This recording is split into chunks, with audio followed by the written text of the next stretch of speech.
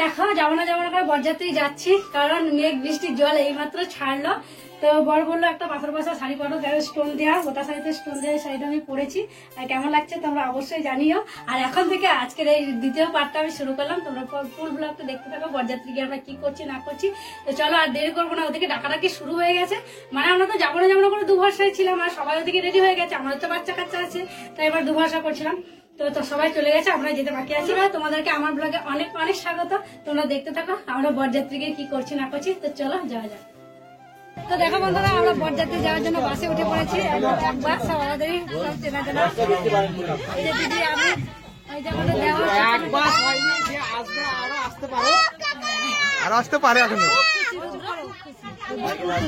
চলো যাওয়া যাক। এখনো সবাই আসতে বাকি আছে, সবাই আসেনি, যাইনি।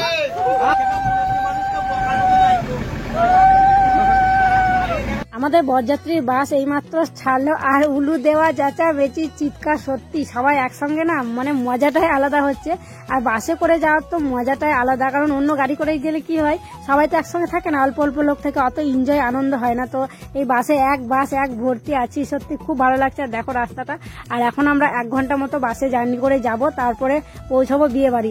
তো বিয়ে বাড়িতে গিয়ে তোমাদের সাথে দেখা হচ্ছে। আর এই গ্রামের বিয়েতে বাসে করে বরযাত্রী যাওয়া তো মজাটাই আলাদা, দারুণ লাগছে। তো মানে যে গ্রামে থাকে সেই বুঝবে, শহরের মানুষদেরকে আর কি বলে বোঝাতে পারবো না। তো দেখো আমরা 1 ঘন্টা জার্নি করে চলে এসেছি মেয়ের বাড়ি। আর মেয়ের বাড়ির জায়গাটা না খুব শর্ট, কারণ ওরা আমাদের মতনই আর কি মধ্যবিত্ত পরিবারের। এবারে ঢোকা মাত্র আমাদেরকে খাবার দিয়ে দিল হচ্ছে অরেঞ্জ জুস। আর অরেঞ্জ জুসটা খেতে দারুণ ছিল, আমিও খেলাম আর বাবুকেও খেলাম, বাবুও খেলো। আর সত্যি খুব ভালো লাগছে বরযাত্রী এসে। তো দেখো সবাই একসাথে বসে আছি। তারপরে জুস খাওয়ার পর চলে এলো টিফিনের একটা বাক্স। তো দেখি চলো এখানে কি আছে। তো খোলা যায়, গাড়া দিয়ে এখন মারা আছে। তো দেখতে পাচ্ছ তোমরা, এখানে আছে একটা কলা, আছে নিমকি, কমলা লেবু, তারপরে আছে মিষ্টি, শসা, অনেক কিছু দিয়েছে।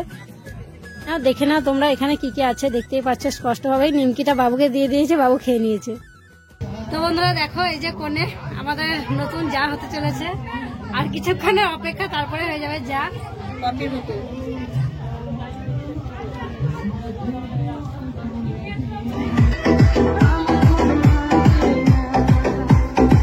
টিফিন খেলাম, তারপরে কোণের সাথে দেখা করে চলে এলাম ধামাকা নাচ নাচতে। এখানকার মেয়েগুলো নাচছিল, তারপরে আমরাও নাচ শুরু করে দিলাম। আর এই গ্রামের সব মানুষগুলো দাঁড়িয়ে দাঁড়িয়ে আমাদের নাচ দেখছে, সত্যি খুব ভালো লাগছে। আর গ্রামের এই বরযাত্রী না একটু নাচলে কি জমে, তাই না? তো নাচ শুরু করে দিলাম।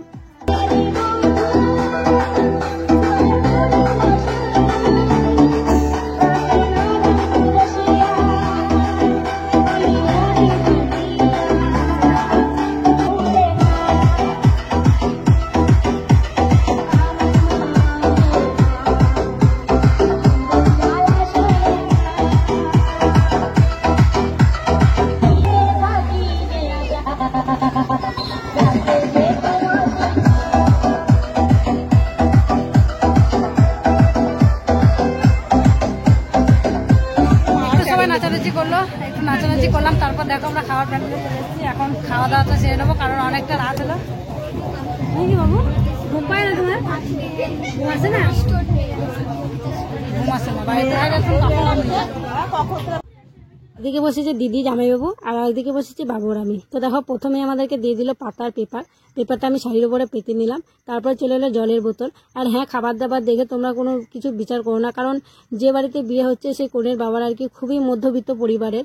আর আমাদের যে দেওর বর, যে সেও কোনো বন্ধন নিচ্ছে না আর কি, বিনা পণে বলতে পারো বিয়ে করছে। মানে মেয়ের বাবা যা দিতে পেরেছে সেটাই নিয়েছে। তো দেখো প্রথমে দিয়ে দিল আমাদেরকে, এবার চিপস ভাজা দিল, শাক আর লেবু লবণ এগুলো দিয়ে দিল।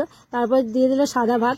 তো বাবু তো খেতে চাইছে না, আর জোর করে ওকে খাইয়ে দিচ্ছে। ও একবার বলছে নিজে খাবো, একবার বলছে খাইয়ে দাও, মানে কি করবে ভেবে পাচ্ছে না। তো যাই হোক, শাক দিয়ে ভাতটা খেতে শুরু করলাম প্রথমে।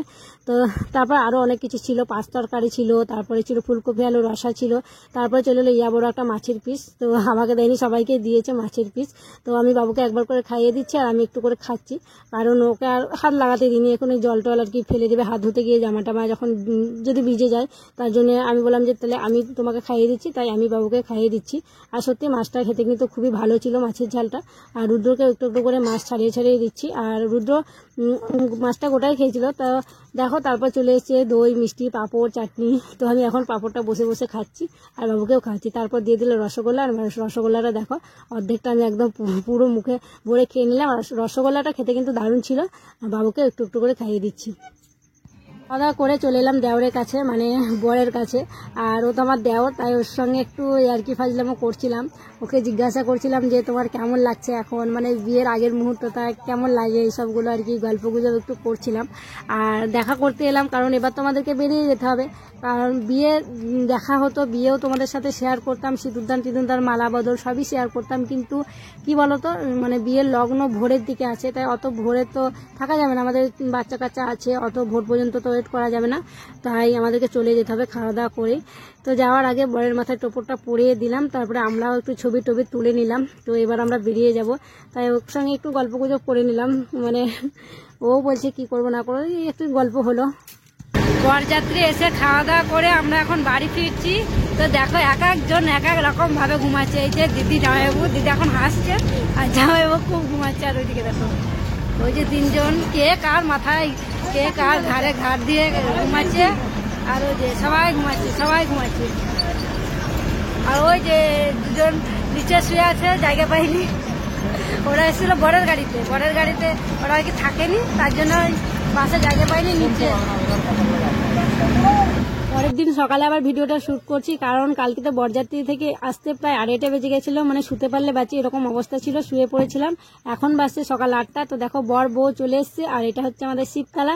শিবতলাতে প্রণাম করে নিলেন নতুন বর বউ। তারপরে এবার ঘরে ঢুকবে। তো ঘরে ঢোকার আগে খই ছেটানো আমাদের নিয়ম আছে, তাই দেখো নতুন বর বউকে খই ছেটানো হচ্ছে। এবার মানে বরের মা, মানে বর বউকে, নতুন বউকে আশীর্বাদ করে ঘরে ঢোকাবে, তারপর ঘরে ঢুকবে। তো এটা হচ্ছে ছেলের মা, আমাদের খুড়শাশুড়ি হয়। তো দেখো ছেলের মা এখন বরণ করছে, এবার বরণ শেষ হলে পরে ঘরে ঢুকবে। আর হ্যাঁ, আর একটি নিয়ম আছে যে আজকে ভাসুর নতুন বউকে কোলে করে ঘরে নিয়ে যাবে।